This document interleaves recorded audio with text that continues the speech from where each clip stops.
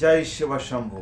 এই 2026 ফেব্রুয়ারি মাসে দুটি রাশি কিন্তু সাবধান। এই দুটি রাশি খুব বিপদ। এই রাশি দুটির মধ্যে যদি তোমার রাশি হয়ে থাকে তবে কিন্তু নিজেকে সামলে চলতে হবে, নয়তো তোমার জীবনে এমন কিছু ঘটতে চলেছে যা তুমি কল্পনাও করনি আজ পর্যন্ত। এমনিতেই তোমার গত 2 থেকে 3 বছর খুবই খারাপ গেছে, তা তুমি নিজেই বুঝতে পেরেছো। কিন্তু এই মাস তোমার জন্য খুবই বিপজ্জনক।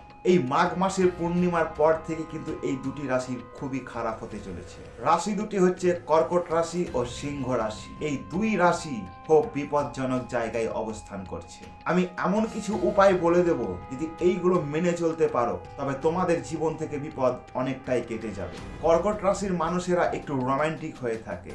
এরা প্রেম ভালোবাসে, মানুষকে ভালোবাসে, এরা মানুষকে খুব তাড়াতাড়ি বিশ্বাস করে, আর এটাই হচ্ছে তাদের সব থেকে বড় ভুল। কারণ কর্কট রাশির মানুষেরা নিজের দুর্বল জায়গাটাকে প্রকাশ্যে নিয়ে চলে আসে, আর সেই দুর্বল জায়গা বুঝেই কিন্তু শত্রুরা তাকে আঘাত করে। কারণ তোমার এতে কোনো দোষ নেই, তুমি চাইলেও কিন্তু এর হাত থেকে বেরিয়ে আসতে পারবে না।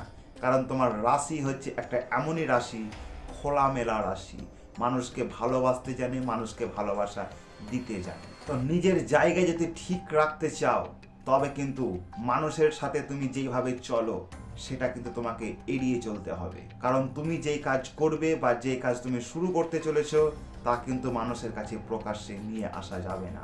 মানুষকে খুব তাড়াতাড়ি বিশ্বাস করা যাবে না। যদি পারো নিজের মুখটা বন্ধ রেখে নিজের কাজকর্মের দিকে ফোকাস করো, তবেই কিন্তু তুমি তোমার বিপদ থেকে বেরিয়ে আসতে পারবে। কারণ তোমার আশেপাশের মানুষই তোমার ক্ষতি করে থাকছে।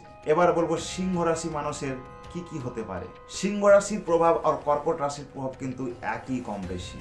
কিন্তু যারা সিংহ রাশির জাতক জাতিকা আসো, তারা যদি বিবাহিত হয়ে থাকো তবে কিন্তু তোমাদের একটু বিপদ হতে পারে। এই সিংহ রাশির জাতক জাতিকারা বিবাহিত জীবনে অতটা সুখী হতে পারে না, কারণ তাদের জীবন সঙ্গিনী একটু চঞ্চল হয়ে থাকে, আর এই কারণেই কিন্তু তাদের জীবনে দুর্ভাগ্য নেমে আসে। তারা যেটা করতে বলে তার বিপরীত কাজ কিন্তু তার সঙ্গিনী করে, আর এই কাজটাই কিন্তু তাদের পছন্দ হয় না, আর সেই কারণে সংসারে কলহল বা অশান্তি লেগেই থাকে। তর্ক করতে যাবে না বা বেশি রাগ করবে না, নয়তো পরবর্তীকালে এর রূপ অন্য ধরনের হতে পারে।